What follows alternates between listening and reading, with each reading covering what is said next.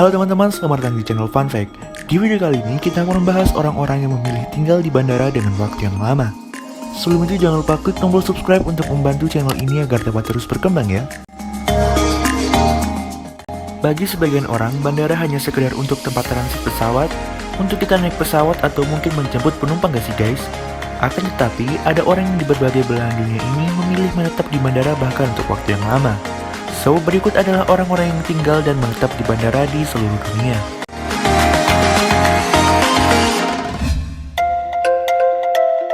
Aditya Singh.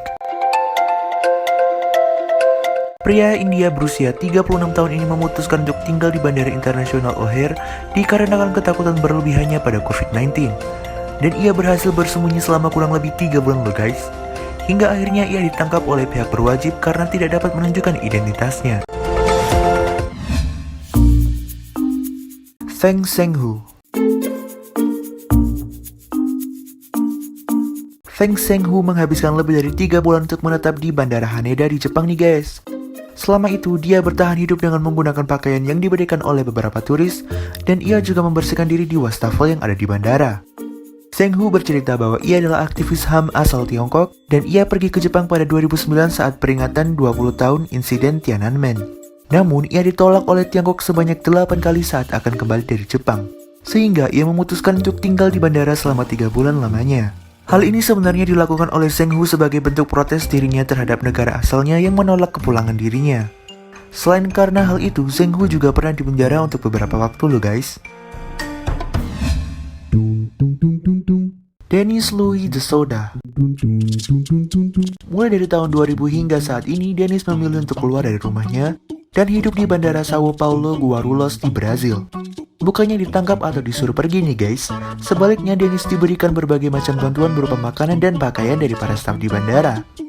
Sehari-harinya Dennis tidur di tempat duduk yang ada di ruang tunggu bandara, dan menurut para staf di bandara, Dennis memang memiliki masalah gangguan mental, sehingga para staf hanya ingin memperlakukan Dennis dengan baik. Dennis juga tidak pernah mengganggu siapapun, jadi tidak ada yang mempermasalahkan keberadaannya.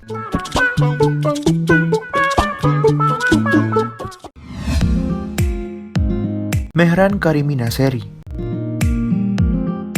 Naseri adalah seorang pria asal Iran yang mulai tinggal di Bandara Charles de Gaulle, Prancis sejak 1988 hingga 2006 atau sekitar 16 tahun lamanya nih guys.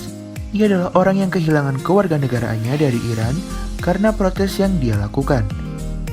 Meski pada akhirnya ia mendapatkan status pengungsi dari Komisaris Tinggi PBB untuk tinggal di Inggris, namun sayangnya di tengah perjalanan saat di Paris, ia kehilangan tas yang berisi dokumen untuk dia agar dapat tinggal di Inggris. Karena ia tidak memiliki negara asal dan juga tidak ada legalitas untuk menetap di Paris lah, yang membuat dia memutuskan untuk tinggal di bandara saja.